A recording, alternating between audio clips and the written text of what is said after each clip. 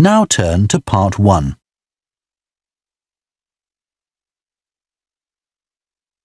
Part 1. You will hear a woman phoning a company that converts old photographs to digital format. First, you have some time to look at questions 1 to 3.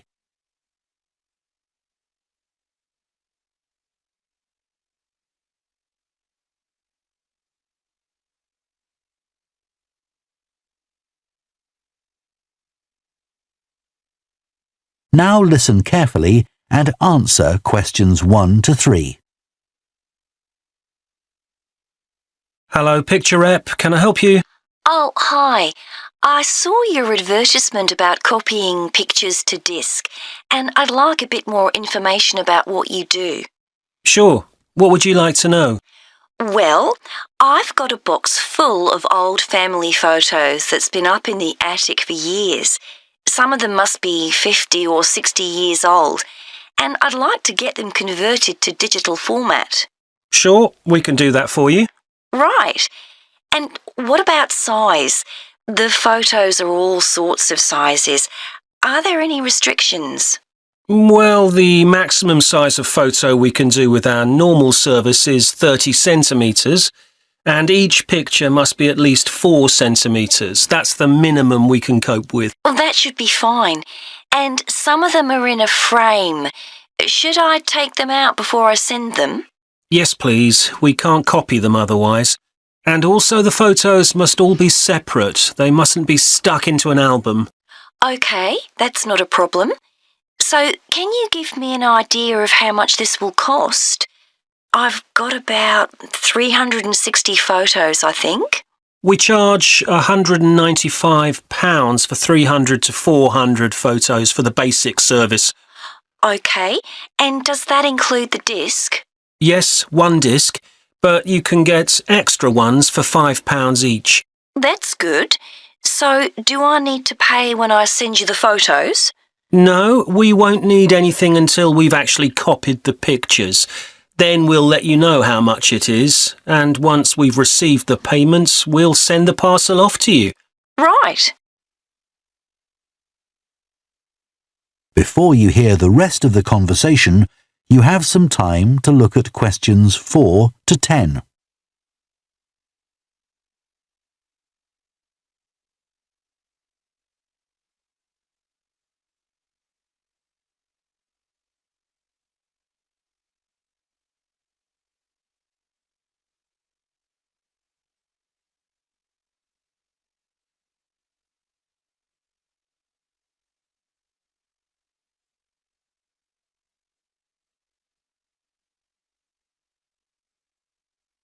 Now listen and answer questions 4 to 10.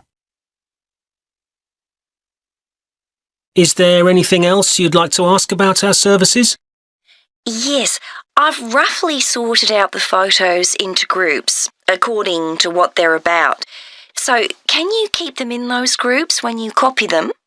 Sure, we'll save each group in a different folder on the disk, and if you like, you can suggest a name for each folder. So, I could have one called Grandparents, for instance. Exactly. And do you do anything besides scan the photos? Like, can you make any improvements? Yes, in the standard service, each photo is checked, and we can sometimes touch up the colour a bit or improve the contrast. That can make a big difference. OK, and some of the photos are actually quite fragile. They won't get damaged in the process, will they? No, if any look particularly fragile, we'd do them by hand. We do realise how precious these old photos can be. Sure. And another thing is we can make changes to a photo if you want. So if you want to remove an object from a photo or maybe alter the background, we can do that. Really? I might be interested in that. I'll have a look through the photos and see. Oh, and talking of fixing photos, I've got a few that aren't properly in focus. Can you do anything to make that better? No, I'm afraid that's one thing we can't do. OK. Any other information I can give you? How long will it all take? We aim to get the copying done in 10 days. Fine. Right, well, I'll get the photos packed up in a box and post them off to you. Right. If you've got a strong cardboard box, that's best. We've found that plastic ones sometimes break in the post. OK. Right, thanks for your help. Bye. Bye. That is the end of part 1. You now have half a minute to check your answers to part 1.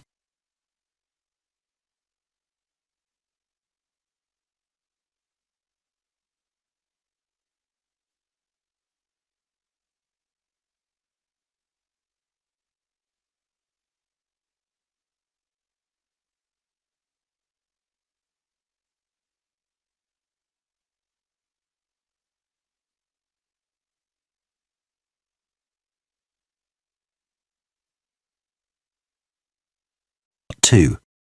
You will hear a head teacher talking to parents of pupils about changes at the school. First, you have some time to look at questions 11 to 15.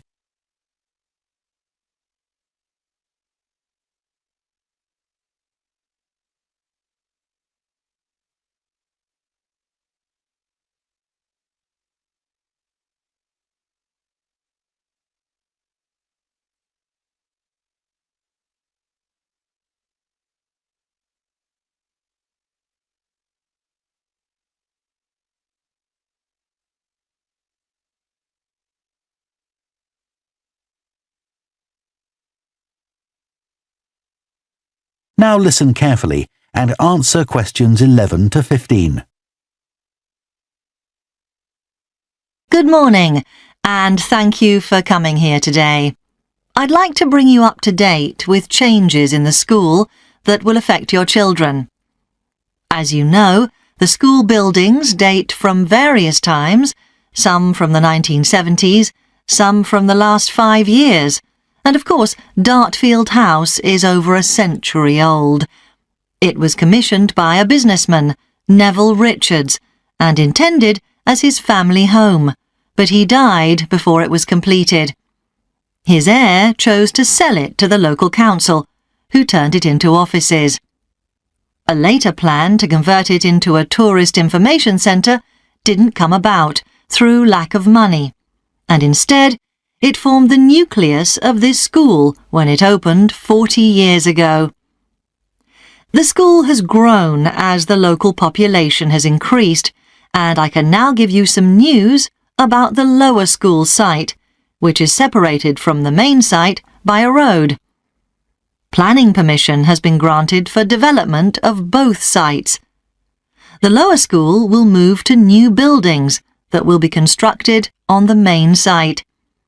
Developers will construct houses on the existing lower school site. Work on the new school buildings should start within the next few months. A more imminent change concerns the catering facilities and the canteen. The canteen is always very busy throughout the lunch period. In fact, it's often full to capacity because a lot of our pupils like the food that's on offer there. But there's only one serving point, so most pupils have to wait a considerable time to be served. This is obviously unsatisfactory, as they may have hardly finished their lunch before afternoon lessons start. So, we've had a new food hall built, and this will come into use next week. It'll have several serving areas, and I'll give you more details about those in a minute. But one thing we ask you to do to help in the smooth running of the food hall is to discuss with your children each morning which type of food they want to eat that day, so they can go straight to the relevant serving point. There won't be any junk food, everything on offer will be healthy, and there's no change to the current system of paying for lunches by topping up your child's electronic payment card online. You may be wondering what will happen to the old canteen. We'll still have tables and chairs in there, and pupils can eat food from the food hall or lunch they've brought from home. Eventually, we may use part of the canteen for storage, But first, we'll see how many pupils go in there at lunchtime. Before you hear the rest of the talk, you have some time to look at questions 16 to 20.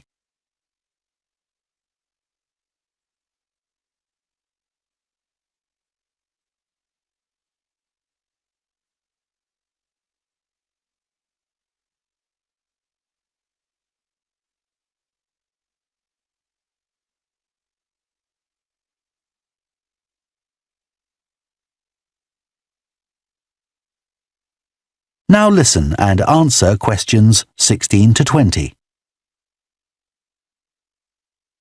OK, back to the serving points in the food hall, which will all have side dishes, desserts and drinks on sale, as well as main courses. One serving point we call World Adventures. This will serve a different country's cuisine each day. Maybe Chinese one day and Lebanese the next. The menus will be planned for a week at a time, so pupils will know what's going to be available the whole of that week. Street life is also international, with food from 3 particular cultures. We'll ask pupils to make suggestions, so perhaps sometimes there'll be food from Thailand, Ethiopia and Mexico, and then one of them will be replaced by Jamaican food for a week or 2.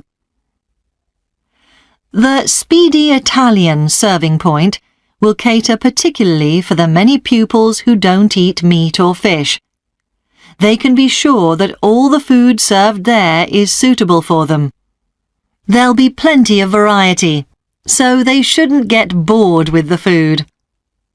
OK, that's all on the new food hall. Now, after-school lessons. These are very popular with pupils, particularly swimming. In fact, there's a waiting list for lessons. Cycling is another favourite, and I'm delighted that dozens of pupils make use of the chance to learn to ride in off-road conditions. It means that more and more cycle to and from school every day. As you know, we have a well-equipped performance centre, and we're going to start drama classes in there too. Pupils will be able to join in just for fun, or work up to taking part in a play. We hope to put on at least one a year. We already teach a number of pupils to use the sound and lighting systems in the centre, and a former pupil has given a magnificent grand piano to the school, so a few pupils will be able to learn at the school instead of going to the local college, as many of them do at the moment. That is the end of Part 2. You now have half a minute to check your answers to Part 2.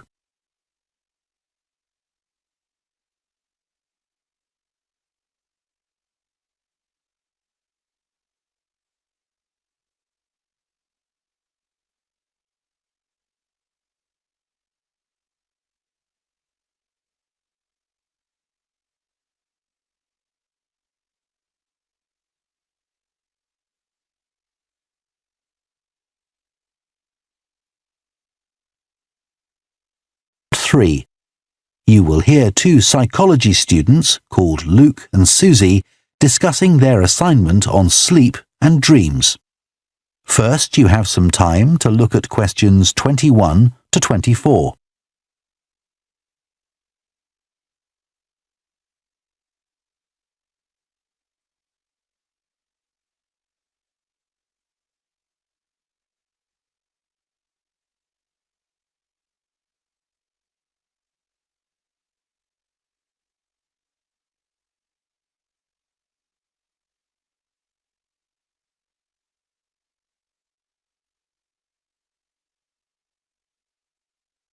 Now listen carefully and answer questions 21 to 24. So, Luke, for our next psychology assignment, we have to do something on sleep and dreams. Right. I've just read an article suggesting why we tend to forget most of our dreams soon after we wake up. I mean, most of my dreams aren't that interesting anyway. But what it said was that if we remembered everything, we might get mixed up about what actually happened and what we dreamed. So it's a sort of protection. I hadn't heard that idea before. I'd always assumed that it was just that we didn't have room in our memories for all that stuff. Me too.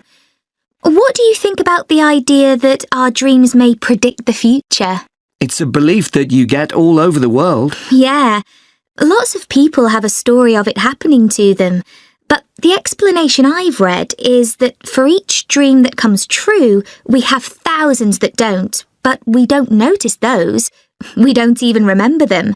We just remember the ones where something in the real world, like a view or an action, happens to trigger a dream memory. Right. So it's just a coincidence, really. Something else I read about is what they call segmented sleeping. That's a theory that hundreds of years ago, people used to get up in the middle of the night and have a chat or something to eat, then go back to bed. So I tried it myself. Why? Well, it's meant to make you more creative.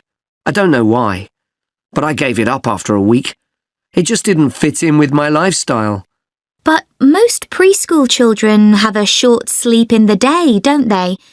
There was an experiment some students did here last term to see at what age kids should stop having naps, but they didn't really find an answer. They spent a lot of time working out the most appropriate methodology, but the results didn't seem to show any obvious patterns. Right. Anyway, let's think about our assignment. Last time I had problems with the final stage, where we had to describe and justify how successful we thought we'd been. I struggled a bit with the action plan too. I was okay with the planning, but I got marked down for the self-assessment as well. And I had big problems with the statistical stuff. That's where I really lost marks. Right. Before you hear the rest of the discussion, you have some time to look at questions 25 to 30.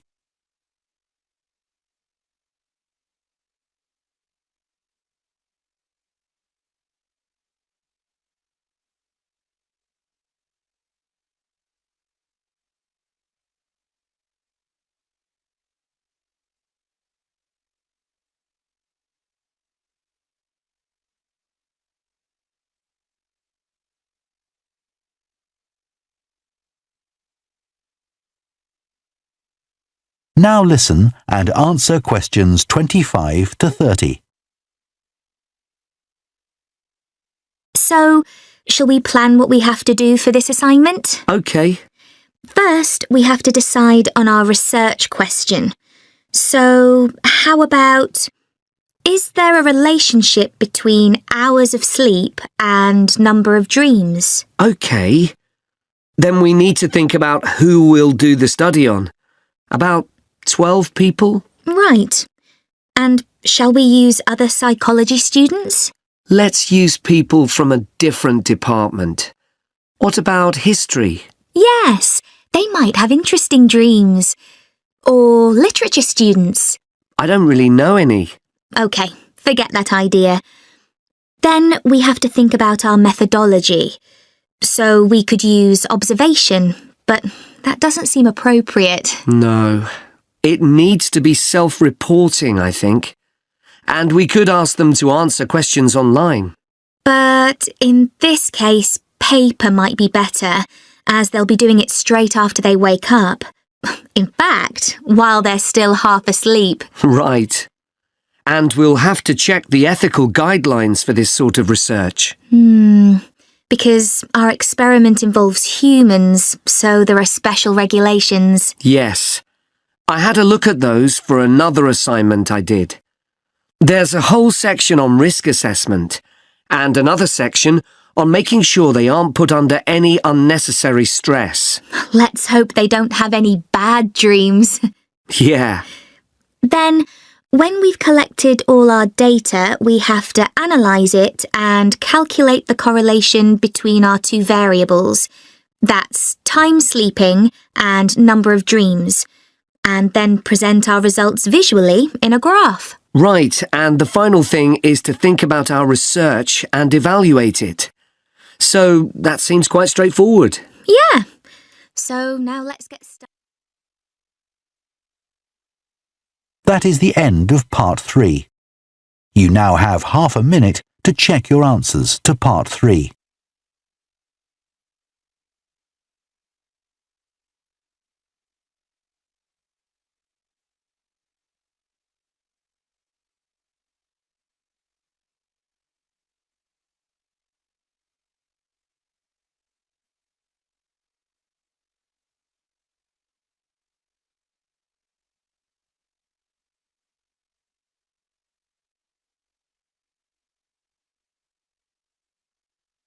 Part 4. You will hear a sports science student giving a presentation on the health benefits of dance. First, you have some time to look at questions 31 to 40.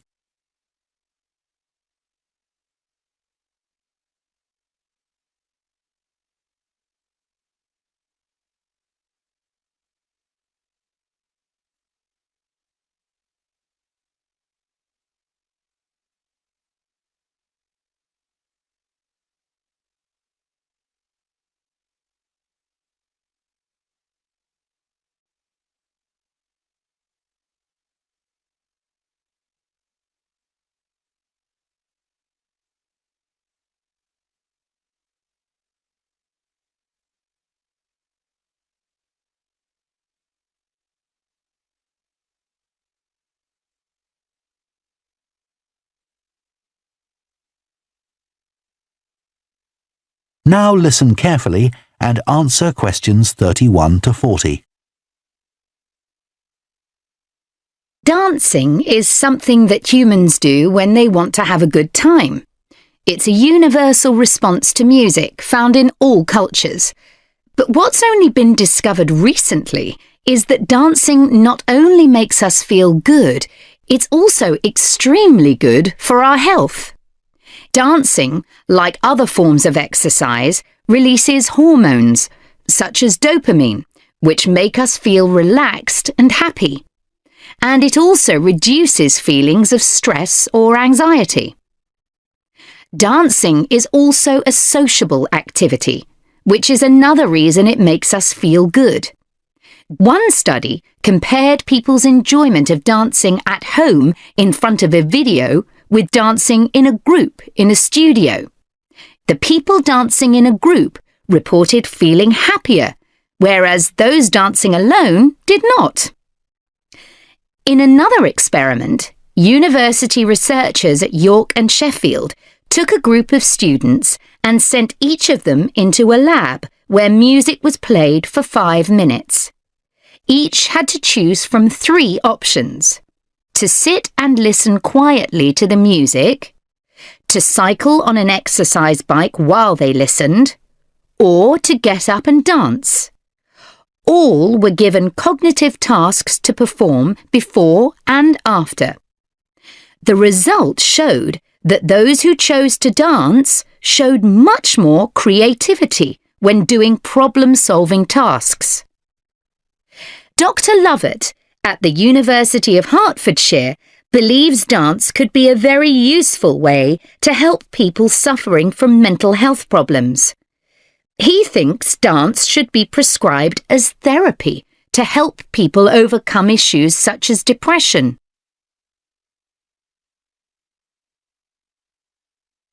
It's well established that dance is a good way of encouraging adolescent girls to take exercise.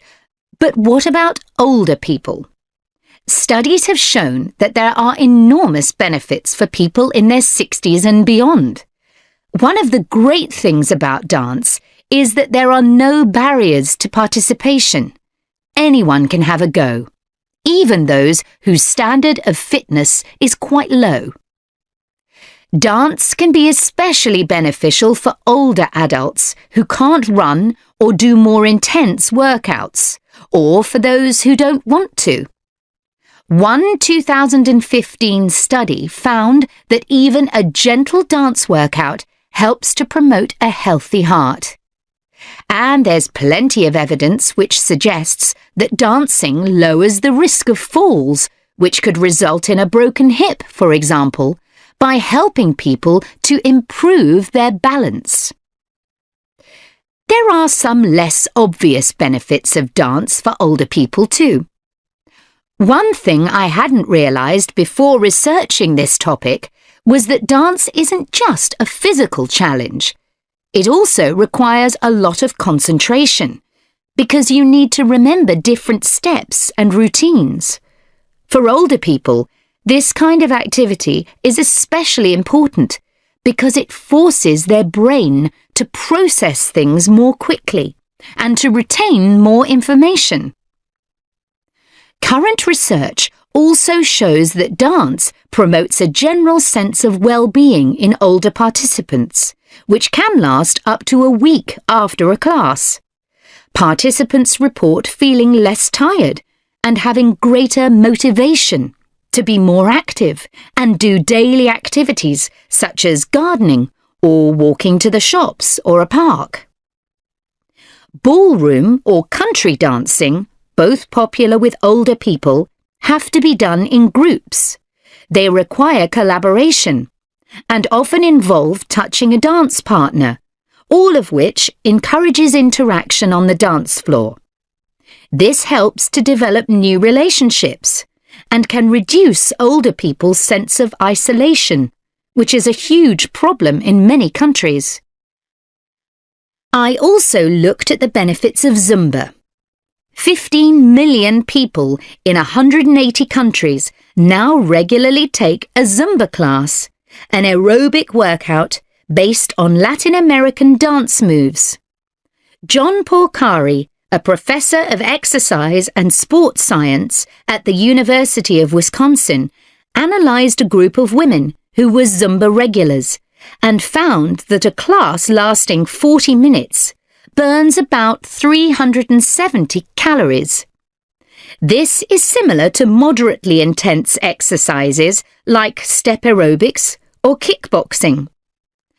A study in the American Journal of Health Behaviour showed that when women with obesity did Zumba 3 times a week for 16 weeks, they lost an average of 1.2 kilos and lowered their percentage of body fat by 1%.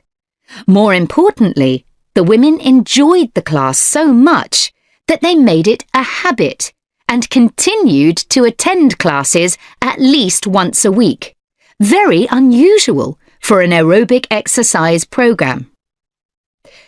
Dance is never going to compete with high-intensity workouts when it comes to physical fitness gains, but its popularity is likely to keep on rising because it's such a fun way to keep fit. That is the end of Part 4. You now have 1 minute to check your answers to Part 4.